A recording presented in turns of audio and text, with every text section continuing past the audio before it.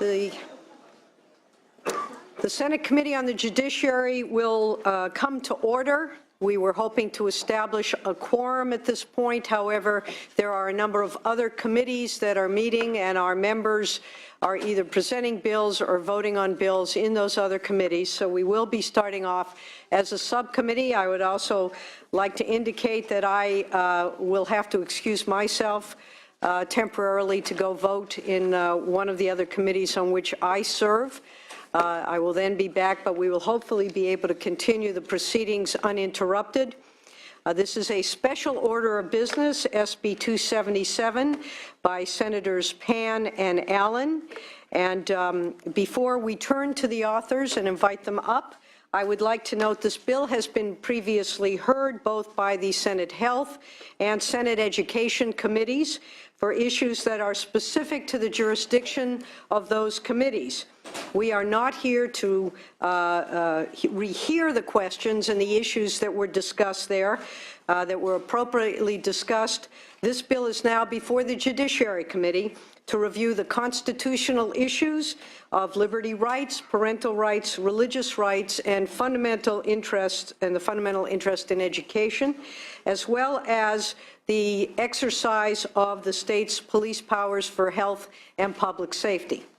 To ensure that we do have a robust debate, though, and a thorough discussion of the bill, we are going to allow both the support and opposition to each have 15 minutes each side to testify.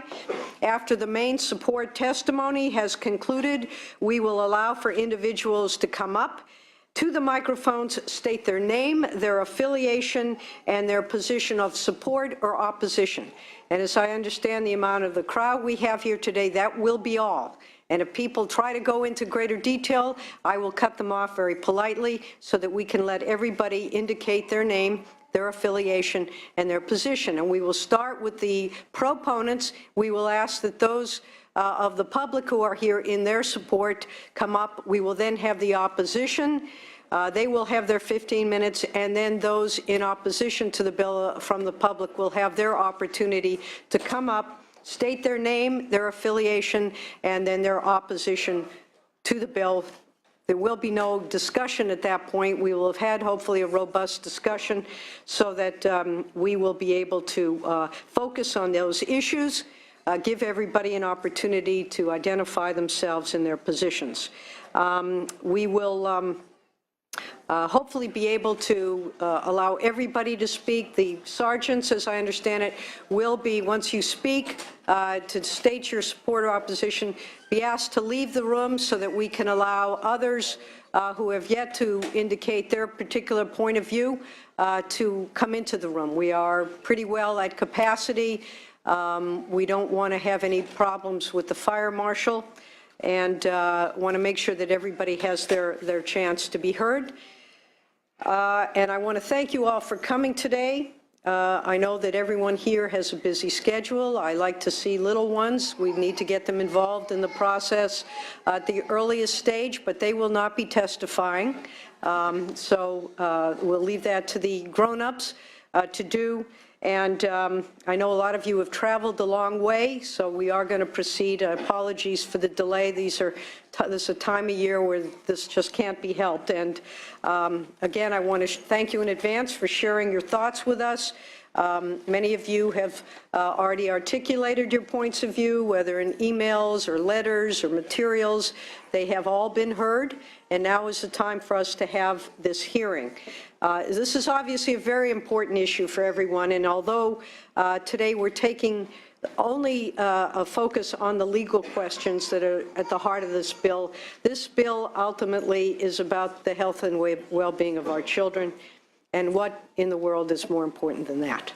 And as a mother and a grandmother of a fabulous 2-year-old, I understand the strong feelings on both sides, and the opportunity that each of you seeks to be able to express yourself. That's what democracy is. but democracy doesn't go unfettered. So there are going to be rules here today. I'm a recovering lawyer, so I'm going to make sure that we abide by those rules. I will respect you and ask that you respect the members of this committee and those who are here to speak either in support or in opposition, which may be different than your particular perspective. But I'm glad that we've got such a robust audience, and I just want to make a couple observations for you that you may agree with or disagree with, but just so that you know where the chair is coming from, and I suspect some of the other members. We are very interested in dealing with fact and not fear. It is understandable that many people are very concerned and distrusting of the pharmaceutical industry. I share some of that distrust. It's unfortunate that such a major industry has in the past conducted itself in ways that don't inspire the confidence of the public. I'm also disappointed that some of our government agencies are not protecting the public as is their directive, and certainly appreciate those concerns as well. I do want to say that I have watched a variety of materials, including the film that Robert Kennedy Jr. Asked, I think it's called Without a Trace. I watched that as well. I've watched films in support. It is very clear, in my opinion, that there have been independent studies, not those that are put out by the pharmaceutical industries, not by the government, that do warrant the importance of vaccinations. And frankly, I think what we really all want is to find a cure, the cause of autism and a cure for it. And I think if we could get that, we would all be a little bit more relieved about what the future holds. In the meantime, we have to protect our communities. It is our responsibility to protect the public health and safety. Here, it is our responsibility in this committee to honor and protect the Constitution and its rights and its responsibilities. So that's where we are today. And with that, I'd like to invite Senators Pan and Allen to step forward so that we will start as a subcommittee. We will interrupt as soon as we get enough members to have a committee so that we can pursue the responsibilities of this committee to consider and vote on this measure. As we stand now, we are a subcommittee, and Senator Allen, if you'd like to proceed. Well, thank you, Madam Chair. Let me just start by mentioning the fact that we have both agreed to amendments that were suggested by the committee staff. There are three. First, we agreed to adopt the committee's suggested amendment to provide that any new immunization requirements will be subject to a personal beliefs exemption. So any new immunization requirements that are put forward by the Department of Public Health would be subject to a personal beliefs exemption. Now, this helps to clarify that the existing list of 10 immunizations that are currently on the books are those which would be required of a student's first admission to school in California, except for those with medical exemptions. And by the way, when we say the first admission to school, that literally means when you enter school for the first time. So there is a check both at kindergarten, there's a check at the first time you enter into the school system, and there's a check in 7th grade. So anyone, for example, who is, let's say they're in 1st grade now, they're already in the school system, and they would not be required to pass this check again until 7th grade. Similarly, if someone was already in the school system at 8th grade, right now, they would not have to pass the check at all, in fact, because they would, as long as they stay within the same school system, because they would be able to go all through the end of their graduation. So the key checks are at kindergarten and 7th grade, and also when the student first enters into the system. We also have two technical amendments. One clarifies existing law that says that a student may be excluded from a campus during an outbreak of a communicable disease if the student has not been immunized for that disease. Next, the exemption for homeschooling and independent study exemption applies to all immunizations. So there was just a drafting error that made that requirement unclear. So we got those amendments clarified. I want to take a second to just thank the staff. I will say, as someone who loves the law, I was so appreciative of the detail, the thoughtfulness, the the comprehensiveness of the staff analysis that really goes through all of the various jurisprudential issues at play. And I was thinking to myself that maybe one day after all this is said and done, whichever way it falls, I'll team up with a member of the opposition and we'll teach a great law school class using this analysis as the required starting reading material. The analysis, though, I think, if you read it carefully, underscores the fact that when courts have faced these sorts of questions about a law like this in other parts of the nation, the courts have been clear. First of all, our Supreme Court, in the Prince v. Massachusetts case, the U.S. Supreme Court is sort of is the critical case that governs these sorts of questions, made it very clear that the state has a right to require vaccinations for attendance in school. That, of course, has continued right up to the present day. In the Workman case in the Fourth Circuit, just came down in 2011. Most recently, the Second Circuit Court of Appeals in the Phillips case, just this year, 2015, once again found that the mandatory vaccinations as a condition of admission to school constitutionally is a constitutionally permissible police power of the state that does not infringe upon the free exercise of religion. So the courts over and over again have said that this is an appropriate place for the state to be involved. Of course, it requires some sort of interest, on the part of the state. And so ultimately, this is a policy question. And for us to really examine the policy implications, we have to know a little bit more about the science. And so I'm going to turn over the microphone to my colleague and of course, a pediatrician who can speak a bit more about the public health, the epidemiology, and the science that goes behind why we are here with this bill today. Thank you. Thank you. Thank you, Madam Chair, members. I want to thank you so much for the work that you and your staff have done on this bill. And just to underscore that the state has a compelling interest of ensuring public safety from communicable diseases by requiring vaccination at school entry. Vaccines are one of the greatest health achievements of mankind. CDC lists immunizations as one of the 10 great public health achievements that have resulted in adding 25 years of life expectancy for Americans. In fact, vaccinations have prevented more than 21 million hospitalizations and 732,000 deaths among children born in the last 20 years. Vaccines are safe and efficacious. The Institute of Medicine, which is part of the National Academy of Sciences, has examined the research and data on vaccine safety and concluded that, quote, no evidence of major safety concerns associated with adherence to the childhood immunization schedule, unquote.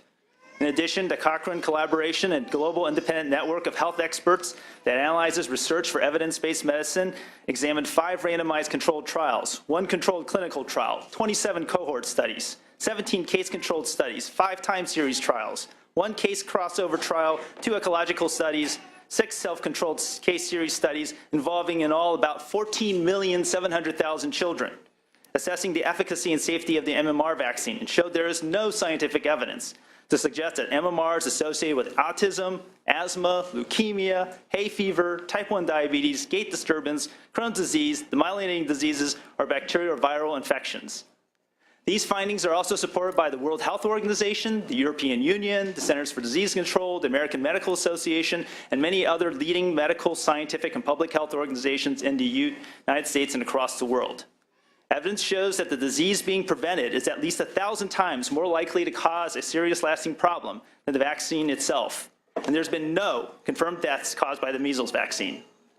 Vaccine efficacy is not only the result of direct protection from receiving the vaccine, but the protection afforded when a sufficient percentage of the people are vaccinated, 95% for measles, to prevent disease from spreading throughout the community. And that is why every state in the United States, including California, passed laws requiring vaccination for school entry to protect children and the community. However, recent events, such as the measles outbreak that began in Disneyland last December, has proved that our community immunity is waning to dangerously low levels due to an over 3-fold increase use of the personal belief exemption in way too many schools. Let me just give you an example. For example, in 2008, an unvaccinated child was infected with measles in Switzerland and then brought it back to San Diego, where that measles spread to 11 other unvaccinated children. However, the disease did not spread beyond that because there were sufficient vaccinated people in the immediate community to prevent further spread to the state. However, recent events have shown that California is losing this protection as the number and size of places with significant numbers of unvaccinated people in the state has grown each year. The pertussis outbreak in 2010, which infected over 9,000 people, hospitalized 809, and killed 10 infants. And the Disneyland measles outbreak that infected 134 Californians, including 15 infants that were too young to be immunized, and hospitalized at least 20 people, have both been linked to communities with low vaccination rates and high use of the personal belief exemption. That is proof of why SB 277 is necessary to protect the public from vaccine-preventable contagions.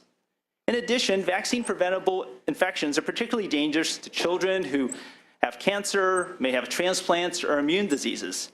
These children are particularly vulnerable to infection, and they depend on community immunity to prevent the contagion from actually reaching them. When a family member or friend of an unvaccinated classmate catches chickenpox or is exposed to measles, it is these children with these conditions that are not permitted to attend school, sometimes for weeks, for their own safety and to the detriment of their right to an education. Both protection of the public and children from death and disability due to preventable communicable diseases and assuring that children with special needs, their right to an education are compelling interests to require all students be vaccinated unless they're granted a medical exemption. Thank you. Thank you very much. So this speaks to the compelling interest. And, you know, in the end of the day, courts have found over and over again that it's perfectly constitutional for governments to require school kids to get vaccinated as long as they offer a medical exemption. Now, I know we care deeply about rights. I care deeply about rights. I know this committee cares deeply about rights. So does the ACLU, which, of course, weighed in with some concerns about the bill, though, of course, today the ACLU has reported saying in the Sacramento Bee that the ACLU, quote, does not contend that my right to do whatever I want with my kid trumps your right to be free of infectious disease. This is a measure that I come to, I think some of you know, as a former school board member who saw the non-vaccination rates rising in my community, and I was approached by parents in my community asking me what I was doing to help protect the kids in our district, and I, of course, looked into it and found out there was very little that I could do as a school board member. I also come to this story as the son of a polio survivor who got polio as a child and was nursed to health by his very determined mother, but who is from a generation that I think is amazed that we have allowed these communicable diseases back into American society when we have the tools to prevent that sort of human suffering and that sort of human suffering, I suppose. So this is a bill that seeks to consistently, effectively, comprehensively address the issue of communicability around the state. We seek to increase vaccination rates, prevent the likelihood of an outbreak, protect kids, whether immunologically compromised or not. I think this is about being able to look parents in the eye and tell them that their government has taken the reasonable steps necessary for protecting their children from dangerous communicable diseases. So that's why we're here today. We are happy to have a discussion about all the legal and rights issues involved. We've got several people here who are going to testify. We're going to start with constitutional professor Dorit Rice from UC Hastings, who will then be followed by a parent and advocate, Leah Russin. So, Professor Rice. All right, and remember, 15 minutes. We're going to hold both sides to this. So, ready? Go. Thank you. So, make sure this works. Can you hear me? Yes. Why don't you pull that up to you a little bit? There you go. Thank you. So, Madam Chairwoman and Senators, my name is Dorit Rice, as you've heard. I'm a professor at law at UC Hastings, and I'm also a mother to a young child and soon to be a mother to a newborn. I've been writing about law and policy related to vaccines for the last year, and I'm here to tell you that SB 277 is a constitutional way to help improve immunization rates and protect our children from communicable diseases. And that includes all our children, including those children who, for medical reasons or because of parental choice, are left unvaccinated. I want to make 3 points. The first point is that under our Constitution, as our senators emphasized, you, the legislator, have substantial leeway to require school immunization, and you don't have to give any non-medical exemptions. The second point is that the religious exemption is both not required and a bad idea. And the third point is that SB 277 isn't actually violating. Excuse me, it's impossible to hear. If we have kids, I understand that this was not done on, on sign, but if you could take any children who are crying, please take them out of the room till they've recovered. You can bring them back at that point. But please, it's very hard to hear when the kids are crying. Thank you. Okay, So the thank third you. point- Would you go back? I'm sorry, we're going to give you a little more time here. Maybe it's me. But the first point was that the Constitution allows substantial leeway, and according to your understanding, we don't even have to give a medical exemption. Is that correct? So what I said was that you don't have to give anything but a medical Anything but, exemption. okay, thank you. The second point is that a religious exemption is not required either under our First Amendment and is also a bad idea. And the third point is that the right to education, which is embedded in the California Constitution and is very important, isn't violated by SB 277. And starting from the constitutional framework, the starting point is that, as Senator Allen mentioned, all 50 states require immunization before children can attend schools. That was upheld by our Supreme Court as early as 1922 in Zucht versus King. And today, again, it's across the states, although all states offer some exemption, at least a medical one, and most of them offer a non-medical one as well, although a personal belief exemption like California has the minority. The rules that govern school immunization requirement and exemption always balance three interests. The first is the interest of the parent to make medical decisions for the child. The second is the interest of the child to be free of disease and the child's right to health. And the third is the right of the public, which includes people, citizens, parents, children as well, to be free from communicable diseases. And that right, the protection of that right falls under the state police power that you mentioned earlier, Madam Chairman. Every state balances these rights in a way that fits the state's policy, and the courts have been extremely deferential to the choices legislators made in balancing those rights. The last statement on this was in the 1944 case of Prince versus Massachusetts, which was about a different issue, but where the court said the parents' rights and the parents' religious rights don't trump the freedom of the child from a dangerous disease, or the freedom of the community from diseases as well. In the past, California was extremely generous in providing exemptions from immunization requirements. Before AB 2109, it was even easier than it is now. It still is reasonably easy to get an exemption. But again, this balance is something states can and do consider as things change. With the rise of disease outbreaks and cases of diseases, it's appropriate for the legislator to reconsider, have we struck the right balance, and make changes that will protect the community.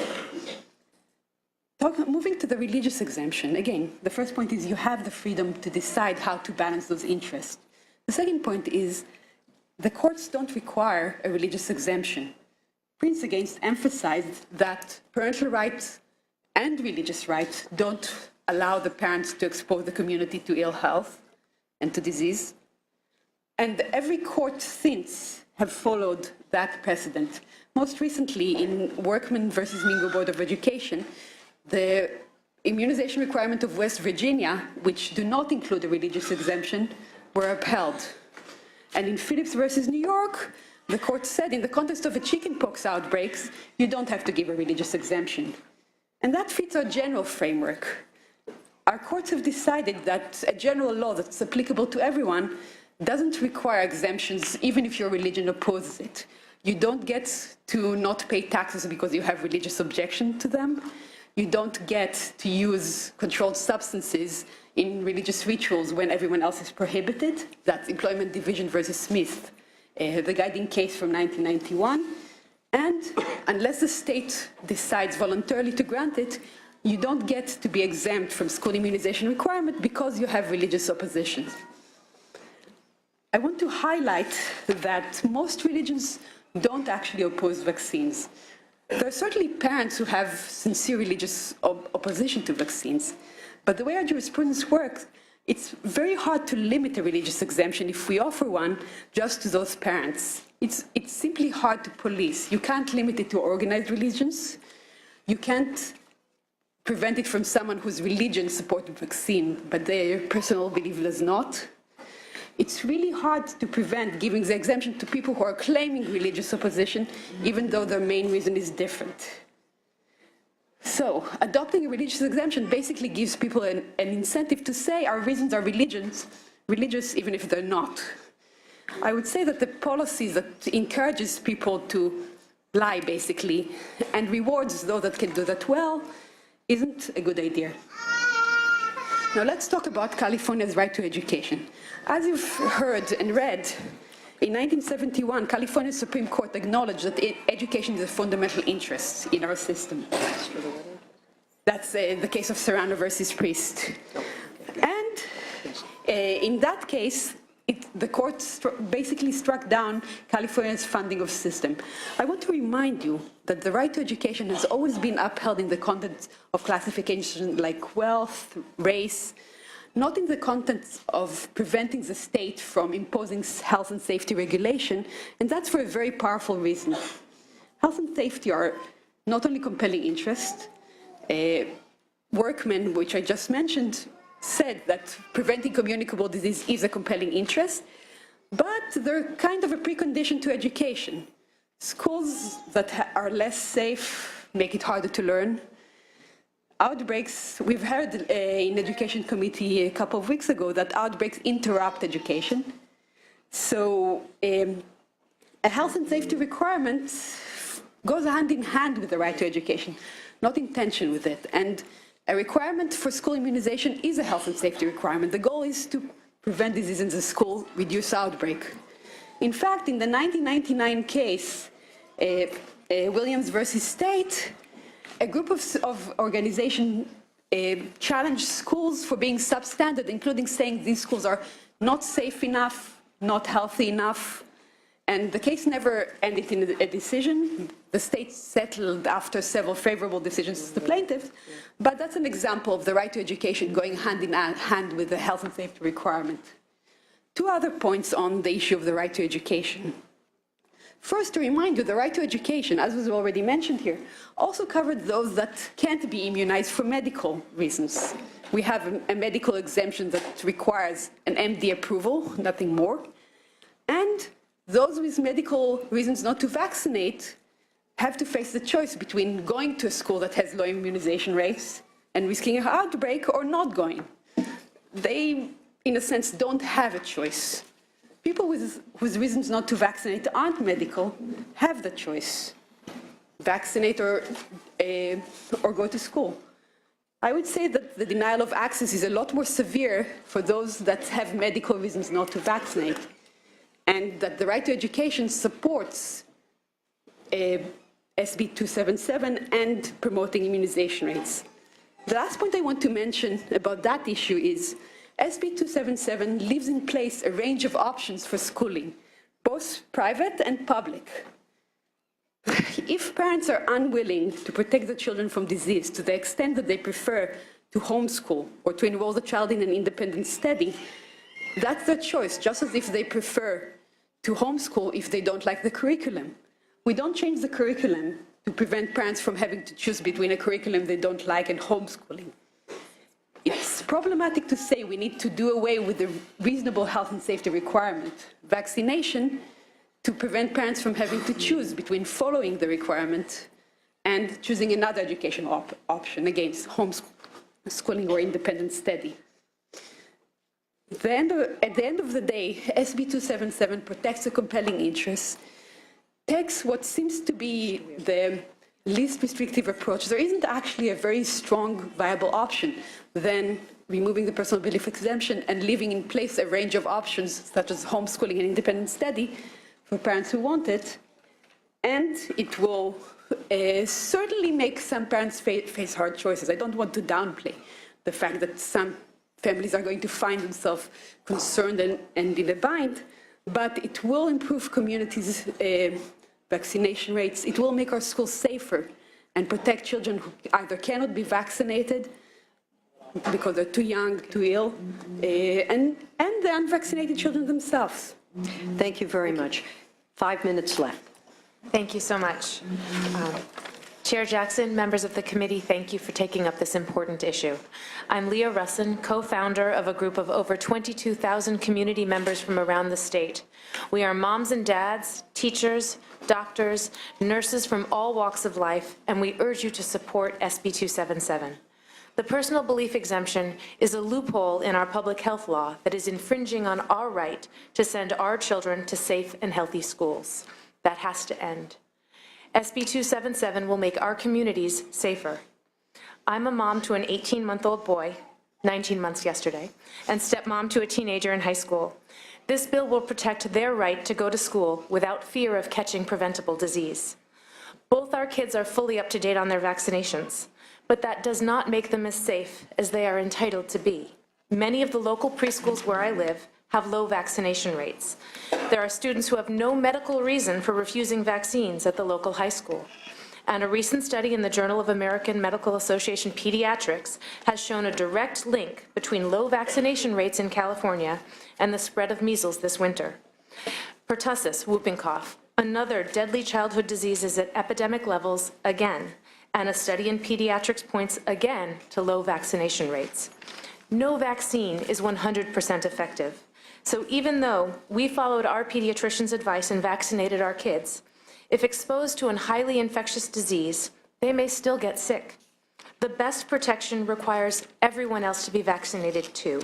Our kids deserve that, but that won't happen unless you act. I got involved in this when I realized that moms in my community were not vaccinating their children against pertussis and measles.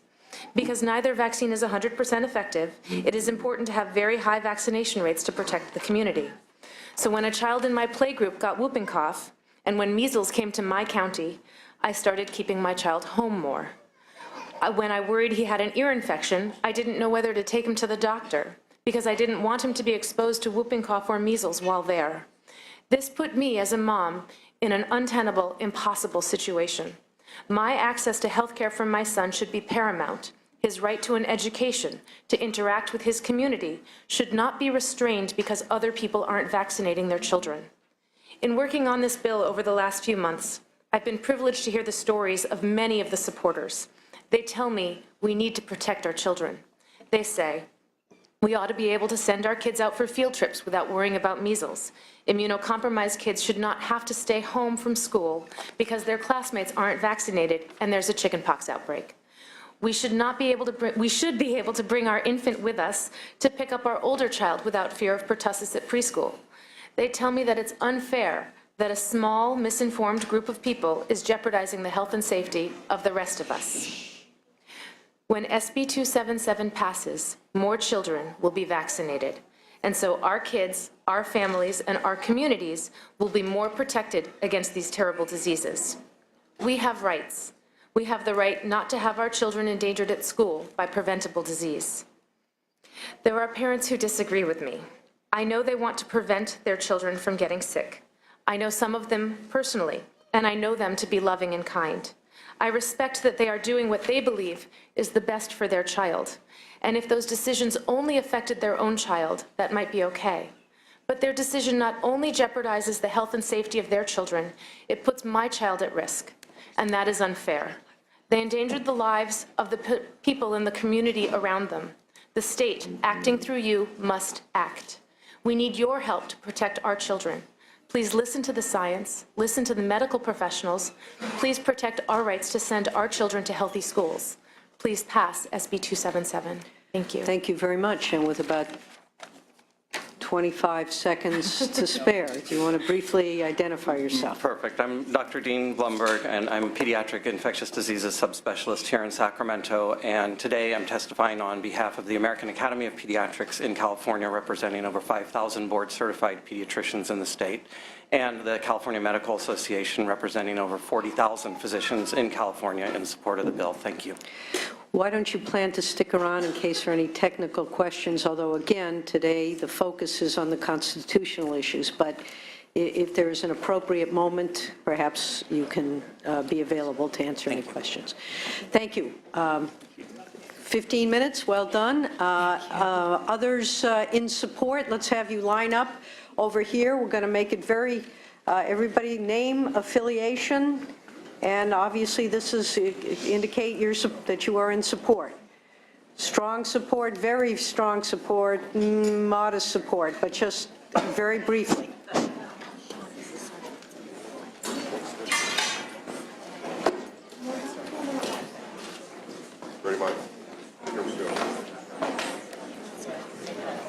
My name is Ramona Garcia. I'm a retired public health nurse and a polio survivor. Please pass this bill. Thank you.